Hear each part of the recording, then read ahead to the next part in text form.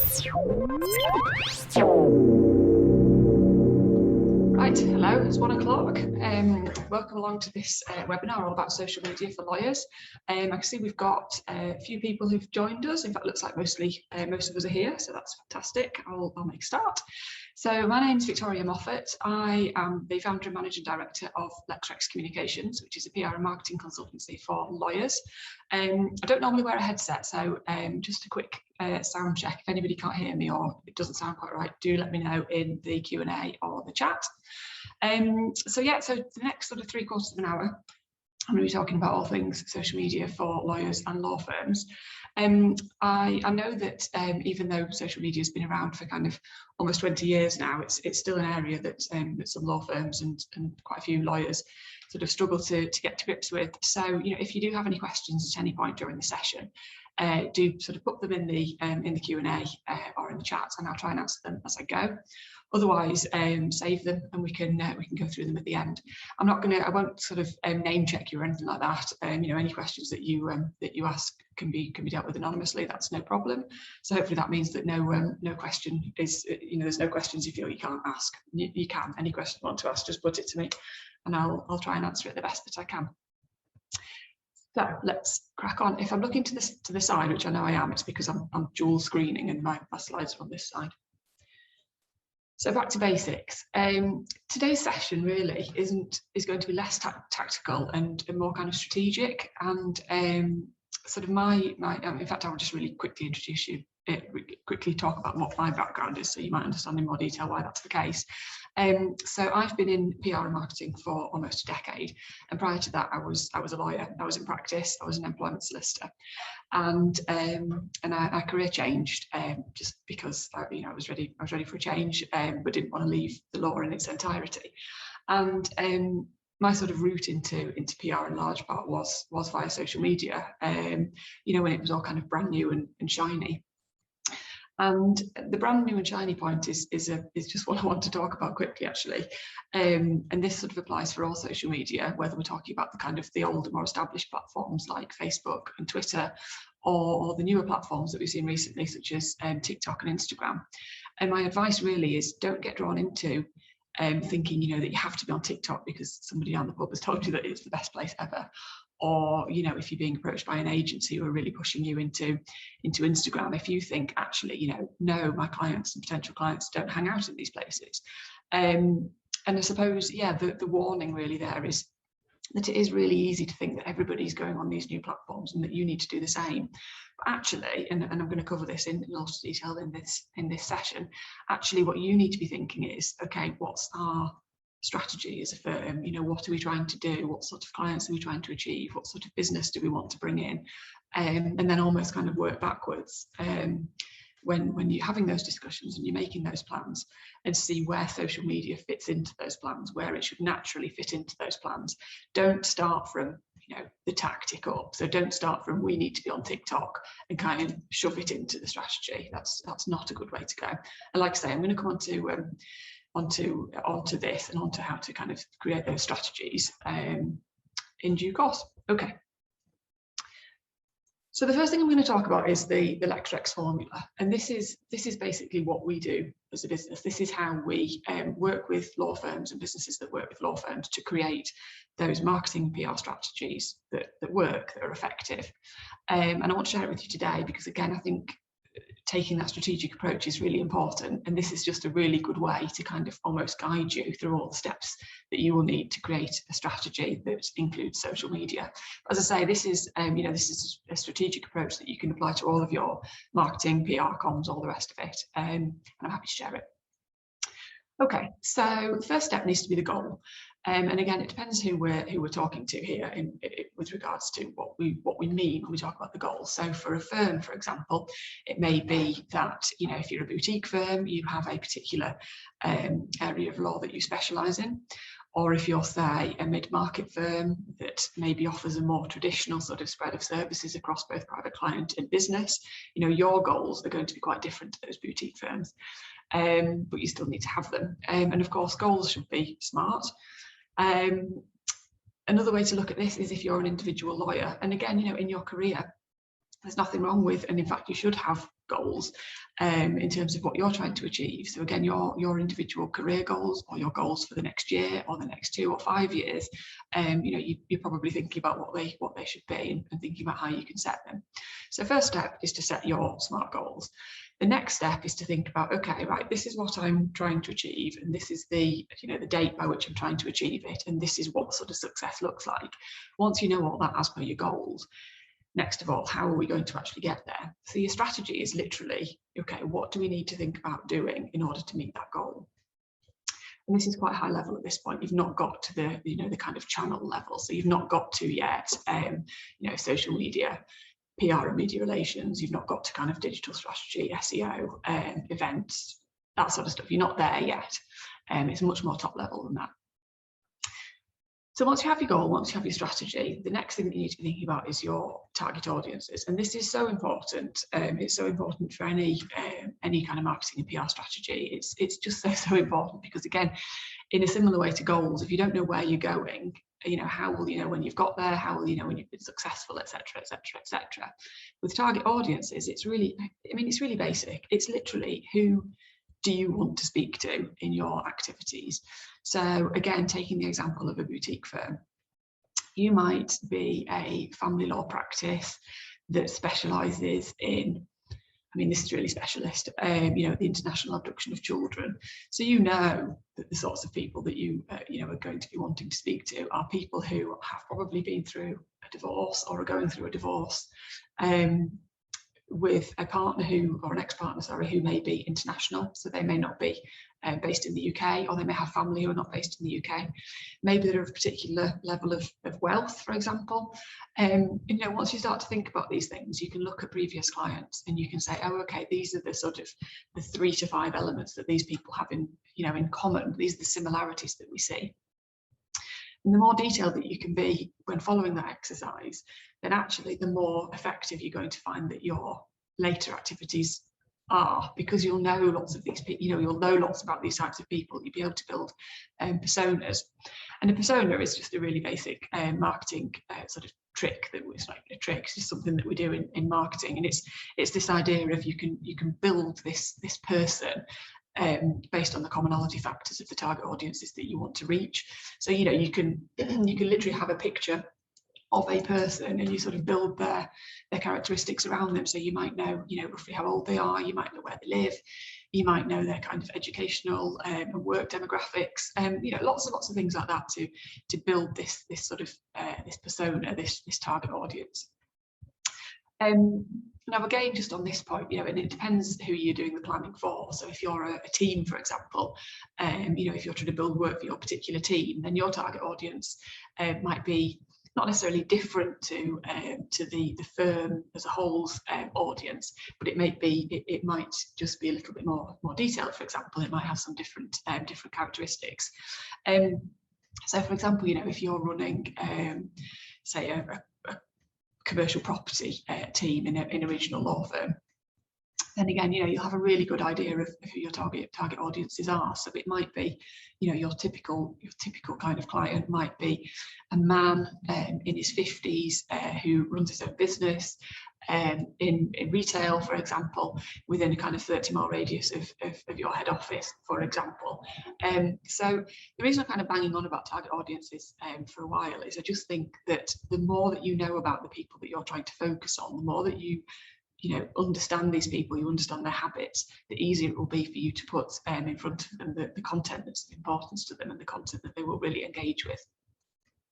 So that's target audiences. In terms of how many target audiences you have, it probably sort of depends again on what role you're occupying and what you're trying to do. So of course, if you're trying to do a firm-wide PR and marketing strategy, then necessarily you'll have more target audiences than if you're doing that on a kind of individual or team basis. What I would say about target audiences in terms of numbers is try not to go too wide. The minute that you say, oh, we want to speak to all business owners in Norfolk, you've kind of already, you're lost almost in that respect, because you're simply not being clear enough. You really need to kind of hone into the detail in essence. But I mean, a target audience of say 3 personas, you know, 3 different types of people that you're looking to speak to is ideal. Again, you may be able to get it down to one kind of target audience, in which case, you know, brilliant, makes your job even easier. So the next thing to think about is your key messages. So I know it sounds a bit marketing speak, but key messages are basically the things that you want to be saying to your target audiences, and or the things that they want to kind of have in mind when they think of you. So, you know, it's looking at the services that you offer, the types of services that you offer. So that may be kind of, you may be sector focused, for example, or you may be more focused on, you know, offering employment law services. And, you know, it's literally just sitting down and thinking, okay, what do we want these people to think about us? What do we want people to associate with our particular brand? And again, you can do that on a personal level, a team level, or a firm level. Again, just have a think about that. In terms of how many key messages you should create, 3 is probably ideal, but up to 5 is okay as well. But I mean, 3's the dream. Why is 3 a good number? Okay, so if you're just sort of zooming out a bit away from social media, say if you are engaged in a media relations program within your firm, for example, and you may have some news stories, some good news stories that you want to get out there. So say, for example, you've just I don't know, you've got a brand new partner and 2 associates have just joined you. I mean, that's a really obvious kind of nice press release piece announcing that good news. And that, you know, in that respect, your key messages will be are likely to be things around the quality of the firm and sort of quite positive messages, if you see what I mean. Now, within that same programme, perhaps you are dealing with a particularly interesting litigation matter which has attracted some press interest. Now, your key messages may be quite different for that particular piece of news to those that are set out in your press releases. So that's why it's, you know, it's good to have a few. They may overlap. So that, you know, again, the good news story one would overlap with an awards release, for example, if you won an award, or if you've been listed in Legal 500 or Chambers, you know, that sort of thing. But yeah, definitely think about your key messages and what sort of what they should say and what you want people to be thinking about you.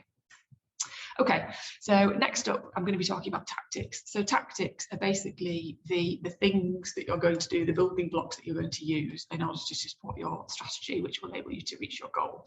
So your tactics are kind of the sexy bit, I suppose.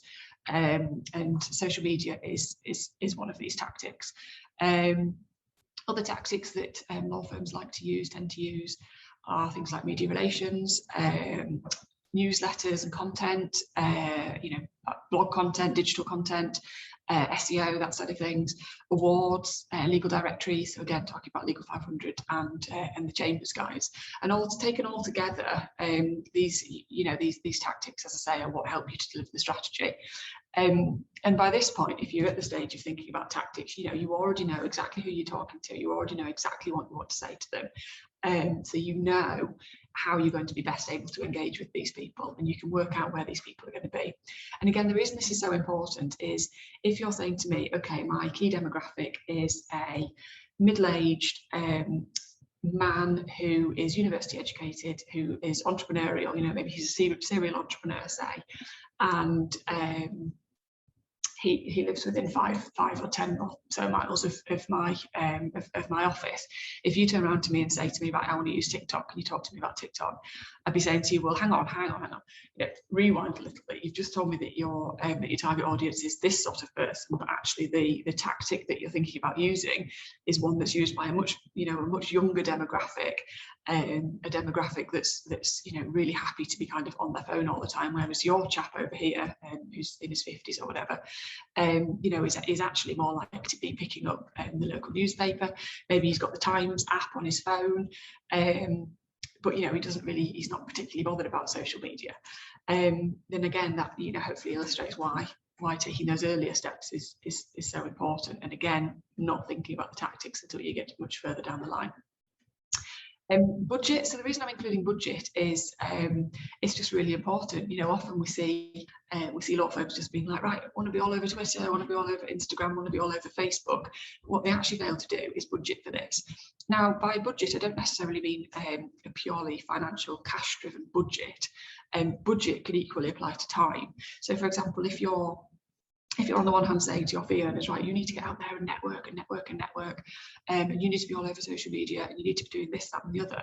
Oh, but at the same time, we expect you to build 7 hours a day. Then clearly there's going to be a mismatch, because the fee earners are going to say, well, hang on, you want me to, you know, to be filling chargeable time for 7 hours a day, but you also want me to go out networking, and hang on, you now want me to do social media as well. Well, you know, reasonably, where am I supposed to find that time? And of course, again, your sort of social media strategy immediately falls on its butt, because you know there's no time there's no time budget wise to actually deliver that work. And also, why would anybody do this if it's going to stop them from hitting their fee targets, and you know, stops them getting bonuses or whatever it is that you pay out to them. So have a think about that. Yes, definitely have a think about that. If you are going to outsource, then yes, absolutely, you're going to need a physical budget. But equally, if you are going to manage in-house and you're going to ask people to engage with your strategy in-house, then make sure that it's budgeted for in terms of time and also in terms of cash, if that's something that you need. So measurement, the next sort of really important element of any strategy is measurement. So what do I mean by measurement?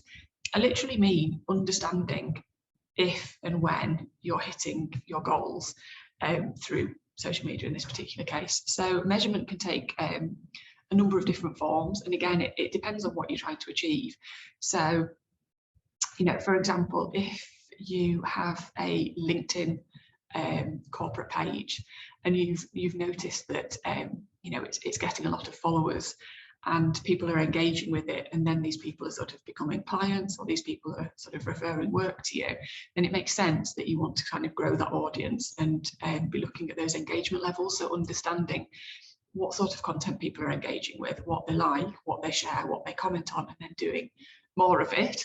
But then also further down the line, you know, you want to be understanding how these people are actually sort of moving down the sales funnel into becoming clients and new instructions, and or if they're referring work to you, you know, how that's happening, how they're moving from kind of not knowing you at all right through into, you know, yes, this is a fantastic firm, and sending that work to you. There are loads and loads of different ways to measure success. The key thing, as I said, is to understand what success looks like, and then working backwards from there. Without going into too much detail at this particular moment, there are various different tools that you can use that will help you measure success. So, for example, if you use a sort of scheduling tool like Hootsuite, for example, there's some really good reports that you can run very, very easily through Hootsuite. Again, depending on who's using Hootsuite, whether it's at a firm level or whether it's on an individual level, the fewer seats that you need on Hootsuite, the less it costs. So, for example, if you're setting up on it up on an individual basis, then you can still, you know, you can run those reports relatively easily for free. You know, there's no investment there.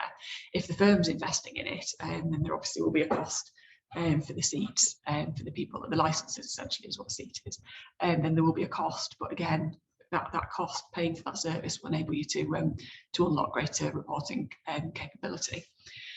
And you know, again, even sort of natively, so by natively I mean within the actual social channels themselves, there is the ability to look at your results. So LinkedIn in particular is pretty decent for this, and it's relatively easy to use. You know, on a very kind of simple basis, you can look at how many people have kind of viewed your posts, how many likes it's had, how many comments it's had. And over time, you know, you can start to understand the type of content that works for your audiences, and that delivers that engagement. But again, it's just worth bearing in mind that it's sensible to measure and to set targets, and just to understand, you know, what's working for you and what isn't. And so that's the quick whistle-stop tour of kind of the strategy approach that we follow, and I really hope that's been helpful, although I understand it's not been specifically on social media per se. So I'm going to move on to that now. Yeah, that's the question. Does social media fit into your strategy? So again, we've covered this basically. Just make sure that you're not going with a tactics first approach. Make sure you're following the steps that we've just been through before you invest in any social media or any new types of social media.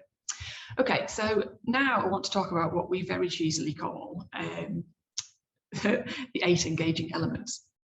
So what on earth are the 8 engaging elements? Okay, so the 8 engaging elements we've stolen directly from our media relations practice, and the elements are basically the 8 sort of aspects of any sort of post or any sort of news story that you want people to engage with on social media.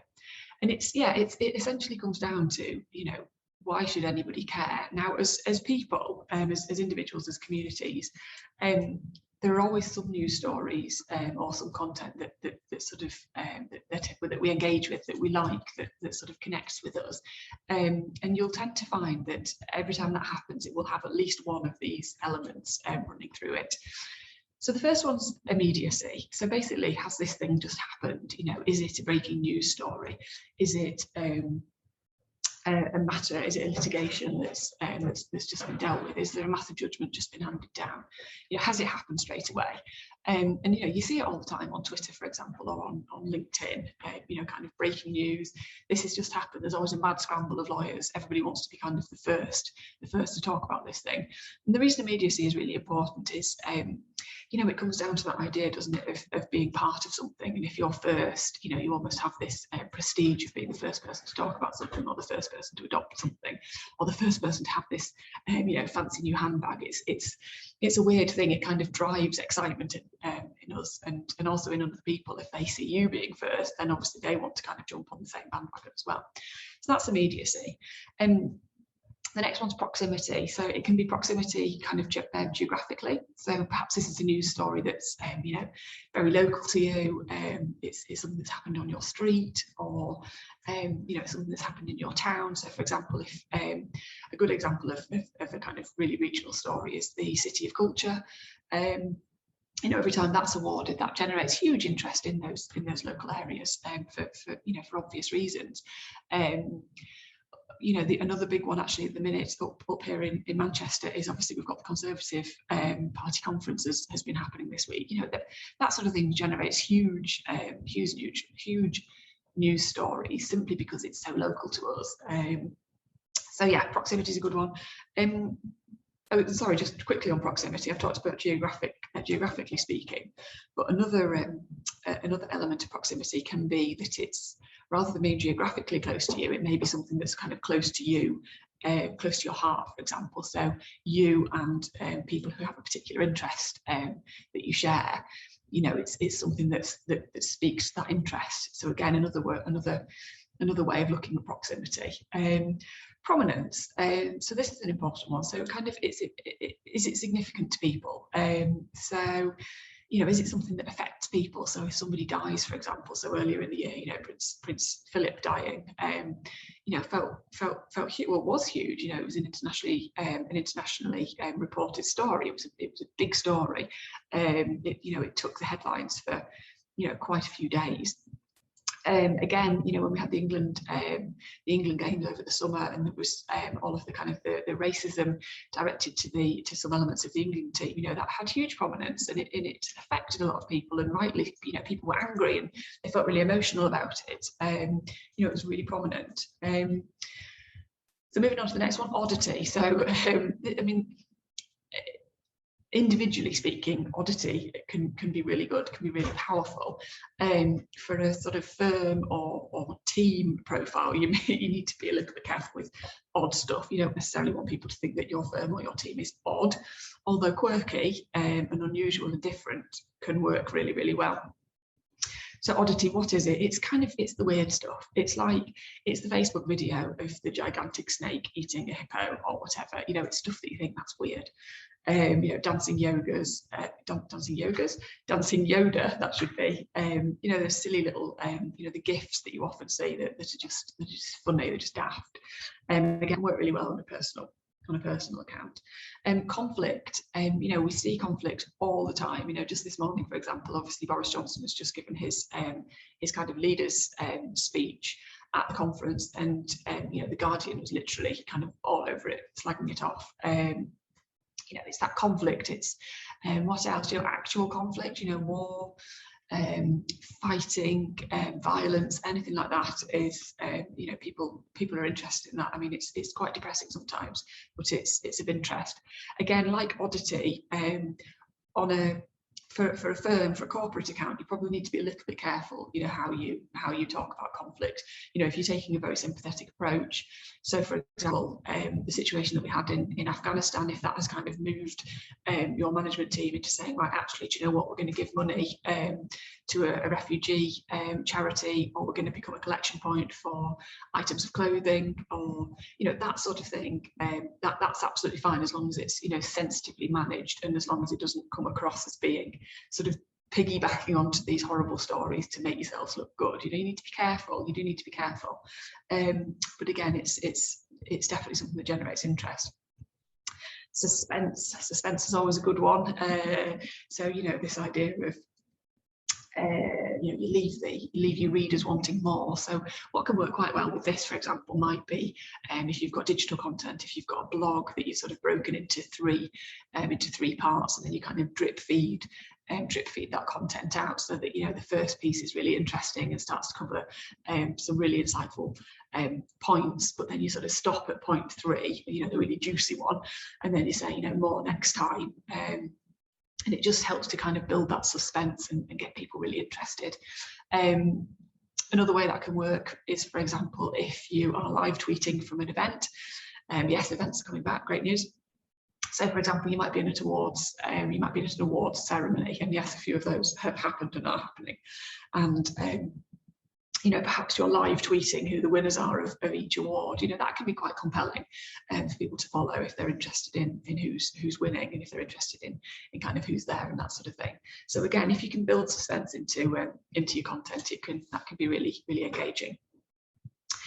Emotion. Emotion's an interesting one. I'll just check if we've got any questions. No, we haven't got any questions, but if anybody has, do ask them.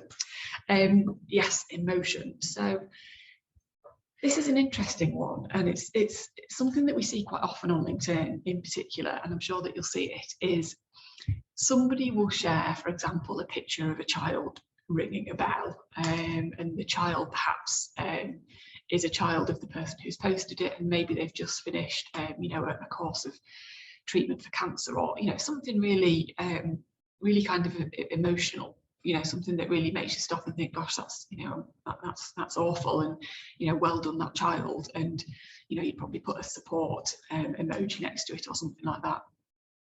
Or another example might be, you know, somebody will share their lived experience on, you know, it can be anything. You know, they could say, you know, I've had this adversity in my life, and I really struggled to deal with it, but actually, you know, I did this, and then I did this, and look at, you know, look at how far I've come, look how well I've done.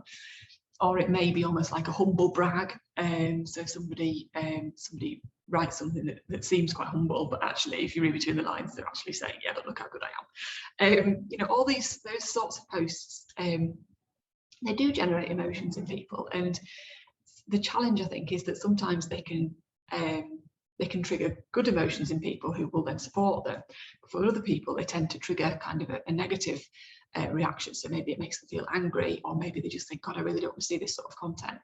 And quite often on LinkedIn, we can see quite aggressively, let's call them the LinkedIn police, who will, you know, they'll take offence at these sorts of comments. And although, you know, 70-80% of people might be, you know, sending up support and sharing them and leaving nice supportive comments, you have this sort of bitter, let's say, 20% who are saying, this isn't, you know, this shouldn't be on LinkedIn, why are you sharing this, this should be on Facebook or whatever. How to manage that? I mean, I think first of all, it probably depends on the sort of person that you are, and if criticism like that just kind of rolls off your back and you think, yeah, whatever, I don't care, then post it. You know, you can get really, really good engagement for this sort of content, lots of shares, lots of likes, lots of comments. However, if you feel uncomfortable with people sort of challenging you, essentially, if you think, no, actually, I'm quite risk averse, this would actually really upset me or really embarrass me, then, you know, avoid that sort of content, you know, like plague. And actually, as lawyers, I think one more thing to think about, or at least to consider in this respect, is if you are posting this sort of stuff and it's not directly related to your legal practice, in fact, if it's very far removed, then actually when people think about you, they may associate you with, the emotional story. And it may actually undermine your credibility. So again, it's just a matter of thinking, okay, where am I comfortable? What am I comfortable sharing?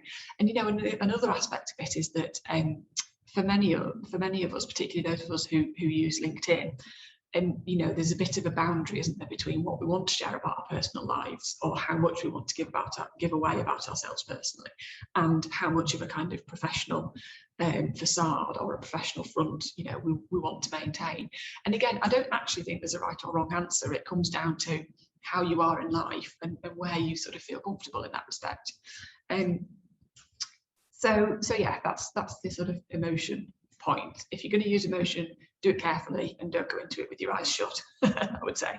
And then last of all, consequence. So what do I mean by consequence? Essentially, this is, does it have an impact on people's lives?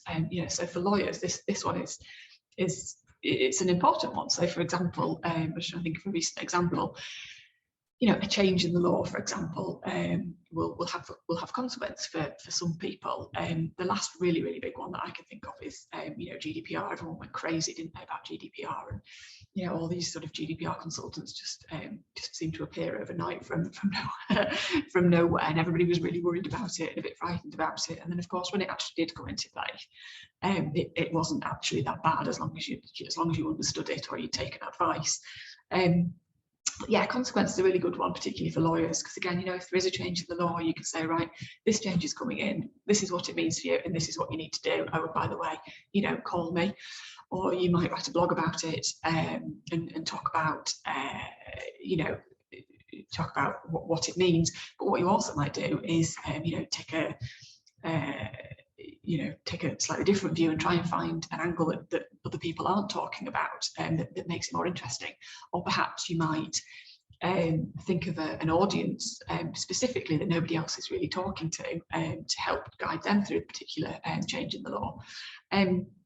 So yeah, consequences is definitely a good one. So just really quickly then, those 8 engaging elements, hopefully from the way I've just talked about them, you can see that, every kind of story that you see on LinkedIn, or every kind of story that you see on Twitter or Facebook will have at least one of these. And hopefully, I think, for me at least, if I'm thinking, right, what do I need to talk about this week? What's going to be of interesting to lawyers? If I almost have this list of things in front of me, I can sort of look at, what the Law Gazette, for example, has reported, or what other people in my network that work with lawyers have been talking about, writing about, and share it, because I can say, oh, okay, well, yeah, it's immediate, it's happening now. I can say, yeah, it's a really big kind of news story, and yeah, actually, people will feel emotional about that in a way that I would want them to feel, in relation to my content. And actually, yeah, there are consequences as well, because if they don't do this following that breaking news story, then they're going to get in trouble. So this is actually really useful content. And just on that useful content front as well, I think sometimes as lawyers we can get into this mindset of thinking, oh, I can't sell, I don't want to sell, I don't want to be seen to be pushy. But as long as you're not literally kind of shoving posts down everybody's faces every single day, it's absolutely fine to talk about how good you are. It's absolutely fine to share interesting content that your followers will, or even just some of your followers will want to know about. It's fine to share your successes, so if you do get listed in the legal directories, if you've won an award, if you've just taken on a new partner, if you've just started a new job, these are all really, really powerful things to share. And you absolutely should share them. And I really think it's important not to feel like you are selling to people, or be frightened of posting because you think people are showing, because people will think you're showing off. They won't, they completely won't. Okay, so I'm just going to take us on a whistle-stop tour through the channels, or the main channels that I think are likely to be of interest, or are of interest to lawyers and law firms. So LinkedIn, and I have my notes here in front of me if you can see me looking down. So obviously LinkedIn is really, really good for B2B work primarily. The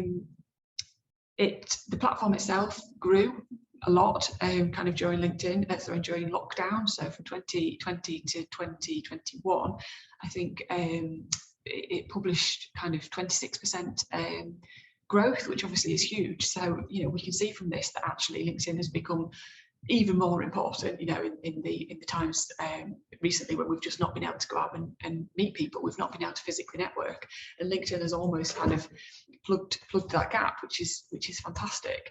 So what's LinkedIn good for? Okay, so I think LinkedIn is good for building your personal brand. You know, getting yourself out there, being seen, kind of getting people to feel like they know you, but on a professional basis, unlike Facebook, which is much more personal.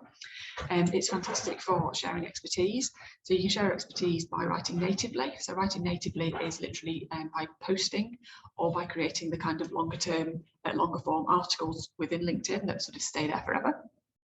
And then the other way that you can share expertise is by sharing your own blog content.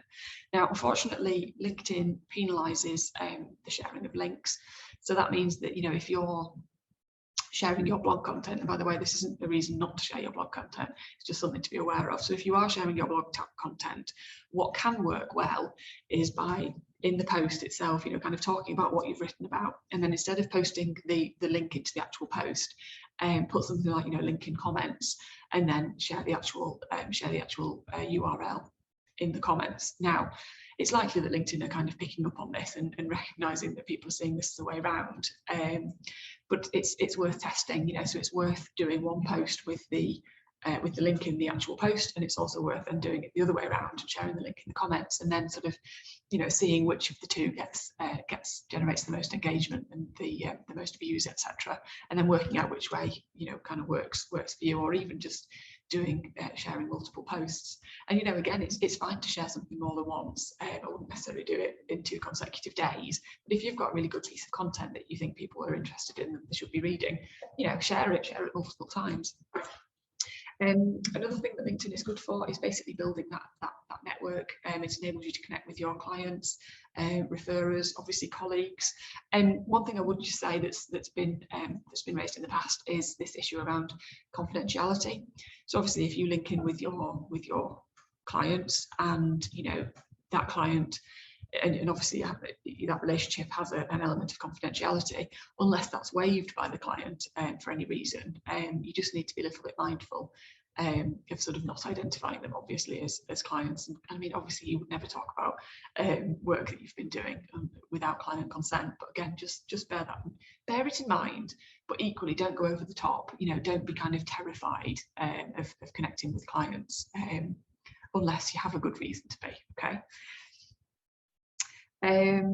And actually, if you are interested in knowing more about my thoughts on how to use LinkedIn effectively, I did write a piece actually for a Law Society publication called Managing for Success last year. If anybody wants a link to that piece, I can send it afterwards. So, okay, just really quickly, obviously we can use LinkedIn both on a corporate basis and on an individual basis.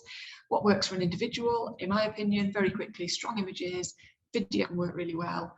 Questions, there's human stories, obviously given the health check that we've talked about, and within that, within those posts, mentioning people. So if you you know, ask a question, you might then CC, you know, kind of 5 people who you think would be interested in the question, who will probably engage.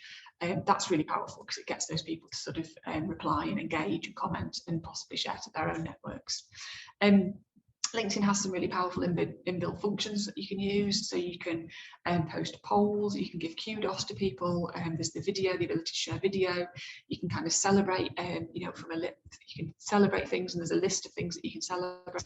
And there's a sort of quite fun little stickers that you can add to any posts with visual content.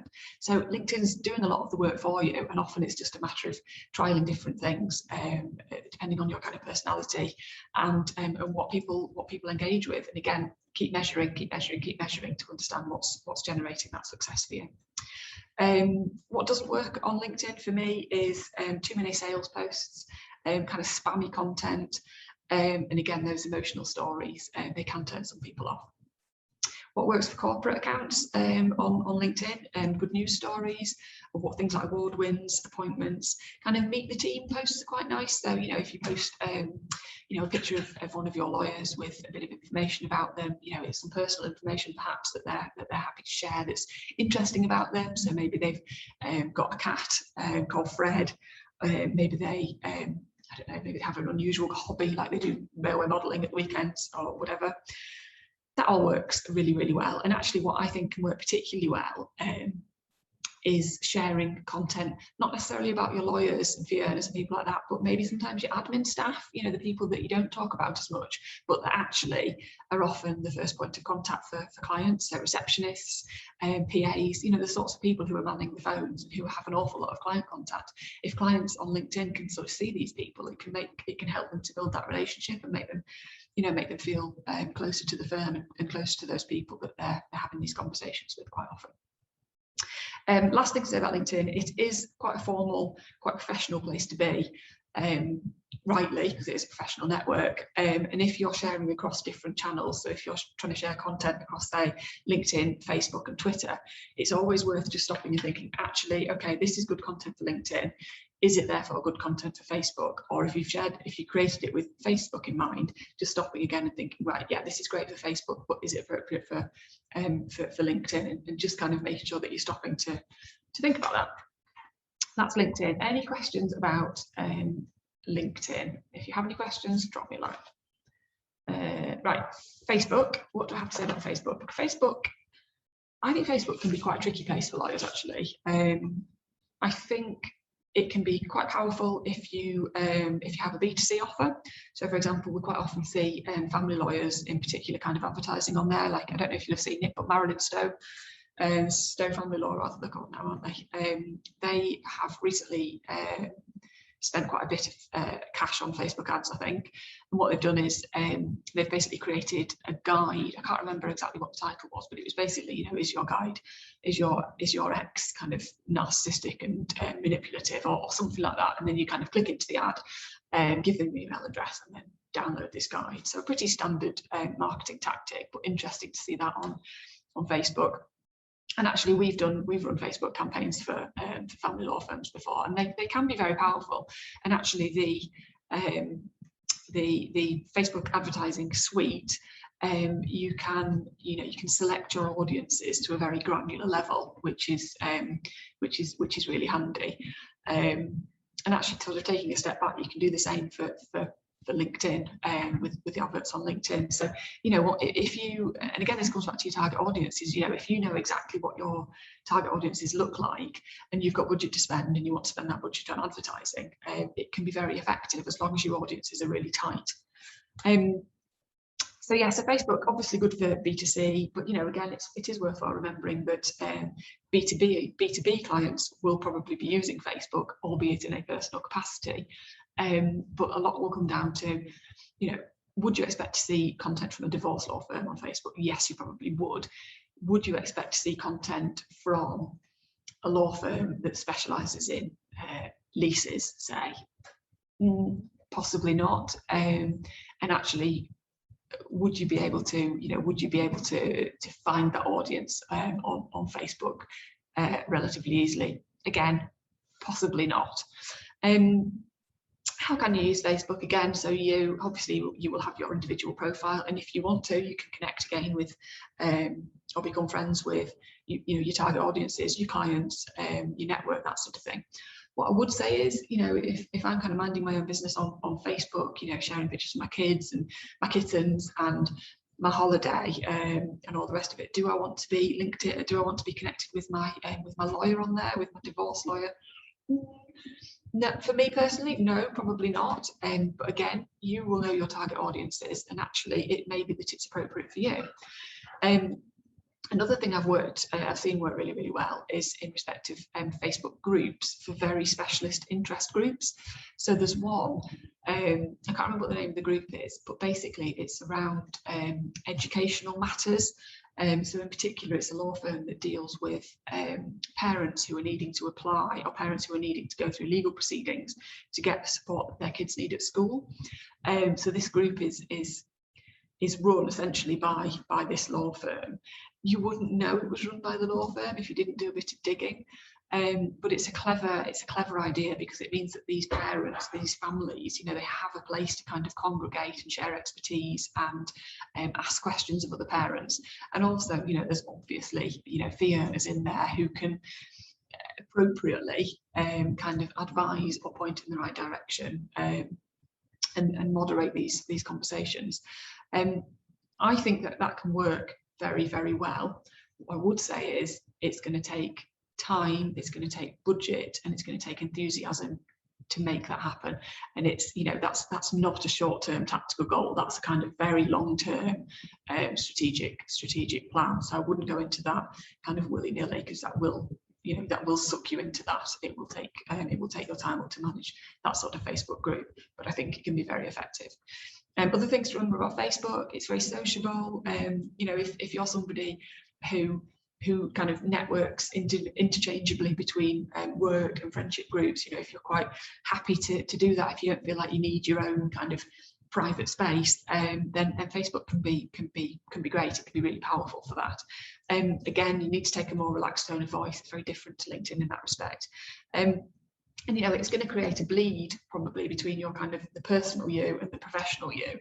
And for lots of us, we'll have one kind of persona that we put forward in our professional selves, and then, not to say we're a completely different person when we're not at work, but the way that you behave and the way that you engage online kind of in your private life may be slightly different. So just be prepared for that if you do decide to go down the Facebook group. Right, next of all, Twitter. Okay, so Twitter was 15 this year, so Twitter's been knocking around for a while. Twitter now is very different to how Twitter was sort of back in the day. It's had a fair few of its own kind of scandals. There was the hashtag innocent face court case, which I'm sure you all have heard about, which was about 5 years ago, I think now, maybe a bit longer. And since that case, since the kind of reputational risks inherent in Twitter have been recognised, it has really changed.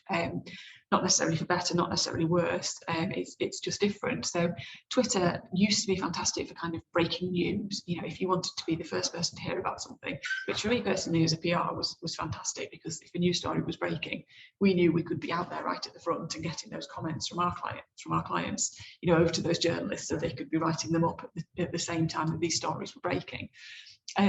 But yeah, it's a bit slower these days. It doesn't quite have that lead, and I think people can be quite anxious, and rightly so actually, because you shouldn't share things about people that's going to affect their reputation. We have to be careful not to defame and libel people, but it's just different now to how it used to be. What's it good for? It's pretty good for networking. It's good for kind of sharing content. It's fantastic for media relations, actually, if you follow the hashtag journo request. It isn't always well trusted. It can be quite a nasty, vicious place sometimes. And it wouldn't necessarily be my first port of call. Now, if a law firm was coming to me and saying, right, we're not active on any social media platforms, which would you recommend? If that was the case, if anybody did come to me and say that, again, depending on their target audiences, I would reach for LinkedIn before I would reach for Twitter, for example. So what works on Twitter, visual content is fantastic. It's on Twitter, you're scrolling through reams and reams of content. So the minute that you see something that's kind of bright and engaging and interesting looking, you're much more likely to kind of click onto that. So that can be things like videos, images, GIFs, that sort of thing. Very, very quickly, I want to talk about Instagram. I'm still not sold on Instagram for law firms. That isn't to say I don't think it can be effective. I think it can be very effective. However, Instagram is built for visual businesses. It's built for those beautiful brands. Kind of people who arrange beautiful flowers, people who have gorgeous fashion businesses, makeup businesses, anything that's kind of very, very visually engaging. And with the best of the world, law firms are not particularly visually engaging. That said, it can work. You can share reels with content to talk about your areas of expertise. You can do kind of a day in the life. You can do kind of quite fun little office tours, or panning around the room if you're at a networking event. All that sort of stuff is really good, and it can be really engaging. But I think for law firms to be effective on Instagram, they have to just kind of go that little bit further. they will have to spend time and energy, and I think it could be one of those platforms that takes up a lot of energy and a lot of time and a lot of budget, but maybe doesn't necessarily deliver the results as easily as some of the other platforms that are out there. I think if you're an individual lawyer and you have something that's particularly interesting to say, and you do have the time and the energy to take these beautiful shots and make these compelling videos, then that's slightly different. And I think that, you know, as long as you understand exactly who you are focusing on and what you want to talk about, Instagram can be effective. So what does work on Instagram is good, strong, beautiful pictures, beautiful images, interesting videos that are, you know, that are well shot, professionally looking shot, and advisory content. So that's my whistle-stop tour of the main platforms. I've not covered TikTok because I just, you know, I feel that TikTok has a similar place in my mind to Instagram. So very similar rules apply there, I think. So these are my key takeaways. So know your audience. We've talked about this, target audiences. Go where they are. This is such a simple one. You know, if you understand your audience, you understand the sort of media that they consume. If they're consuming social media, go and hang out there. If they're not consuming social media, if they're not using it, there's bound to be a better channel that will deliver better returns to you. Content. So what do I mean by this? I mean, it's, you know, you have to share content, you have to get stuff out there. It doesn't have to be written content, it can be video, it can be images, it can be visual, it can be audio, but it's all about the content, it's all about what we're sharing. Try different things. So yeah, basically that, you know, we talked before about how LinkedIn really helps you with all the different options that it gives you for what you can share and what you can do with that content once you've shared it. Try different things, see what works. And again, that comes down to the point about measuring. So understand what you're trying to achieve, measure it, and then work out when you've been successful, what's working for you. Be selective. What do I mean by be selective? So basically, you could very easily go and set up a corporate and an individual page on Facebook, Twitter, LinkedIn, Instagram, TikTok if you wanted to. But if you only have an hour a week or an hour a day in which to curate those channels, that activity, you're actually going to do yourself a disservice. What you're better off doing, as I've already said, is work out where your audiences are and go there. You know, go to the main place where they are and do a really, really good job on 1, 2, or if you have the time, 3 platforms. Be selective, go where they are, and engage really, really well, rather than trying to spread yourself too thin. Again, I'm banging on about it, align your tactics to each other in your strategy. And actually what I mean by here is, you know, if you're doing this for a firm or for a team, don't just think social media, think, okay, what do I have at my disposal? I've got social media channels, but I also have a blog, and I also have somebody who can help me with my PR and media relations, and see how you can make them work together. So for example, if you get really good coverage for an award win, or really nice coverage, you know, commenting on a news story in the Times, then naturally what you should be doing is taking that content, taking that coverage and sharing it on your social media channels, and you should be asking your team and the broader firm to do the same, and encouraging people to comment on that, so that suddenly you've kind of doubled your impact. You've got your initial coverage, then you've got the impact on social media. You could also think about blogging about it. So then you're almost getting, you know, a threefold effect. And if you're blogging on it, and then you might be thinking, okay, well, we've got a firm newsletter coming out next week. Well, again, you've then sort of almost quadrupled your output by just thinking, okay, how can I make this one particular piece of content work, you know, hard across all of the different tactical outlets that we have as a firm or as a team. The last one, get people offline as soon as possible. You might be thinking, well, that seems weird. What do I mean? So basically, if your ultimate aim with using social media channels is to build more business or to generate more referrals, then the absolute best way you can do that is start to build those relationships in real life. Now, obviously, you know, not everybody's up for meeting yet, so in real life may still be Zoom or Teams or whatever. But you know, as soon as you spot an opportunity to sort of start to engage with people and start to speak to people, and not, you know, I'm not talking about selling to them, I'm talking about getting them out for a coffee, bringing them along to one of your events, whatever, get them offline as soon as you can, because, you know, often, whilst it's possible to build relationships on social media and they can be, you know, they can be good relationships. I still don't think that a relationship on social media is ever going to be as strong as a relationship that you can hold in real life. Okay, right, well, we're nearly finished. Does anybody have any questions on anything that I've covered there?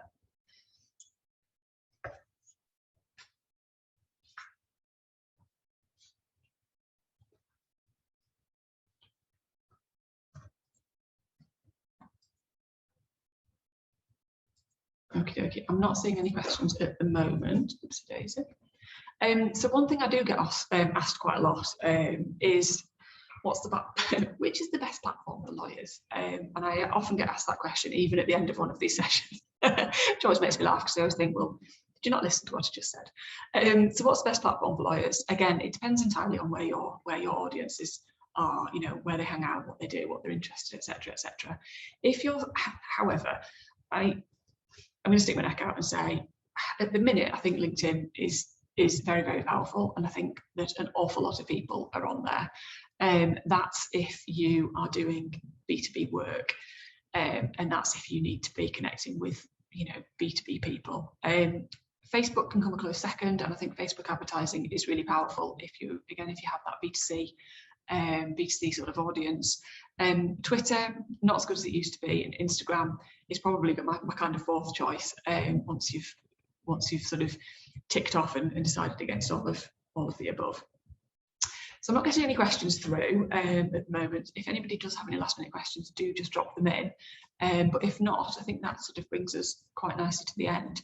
And if anybody wants to get in touch with me afterwards, I'm in all the usual places, as you'd expect. I am on LinkedIn, I am on Twitter, I am on Facebook, but I kind of hide there on a personal basis. These are my personal details. Just in terms of the sort of events that we run and the sort of information that we give away for free to support law firms, if it's okay, I'm just going to really quickly mention a couple of things. So the first thing, if anybody is involved in Legal 500 or Chambers, we have a webinar tomorrow with the editors of the UK Solicitors Guide and the International High Net Worth. That's taking place tomorrow at 1 p.m. If anybody's interested in that, if you just go to Eventbrite and search for LinkedIn, you can book tickets, it's completely free. Also on the sort of directories front, we also have a legal directories newsletter called the Directories Bulletin. Again, it's just started running now and runs from now till the end of the directory season, which last year didn't finish till April, which was joyful. That's kind of tips, advice, and early invitations to other kind of directories focused events that we run. We have a newsletter, as you would expect, and again, the newsletter contains kind of advice, top tips, lots of stuff around kind of media relations, which is an area we're also particularly strong in, social media, all of that sort of stuff. Again, if anybody's interested in receiving that, I can share that at the end. And then, yeah, broadly, we do a lot of these sorts of events. We can also talk about media relations, kind of digital and SEO, and kind of all of the elements of kind of legal PR and marketing. So I'm going to finish very quickly. If anybody does want to drop me a line, get in touch, ask, you know, if there's any questions that you want to ask me that you didn't necessarily want to ask in this, then please do. And yeah, I just hope everybody's found it useful, and thank you so much to Claire for having me, and yeah, I hope you've enjoyed the session, and I'm going to close for now. Okay.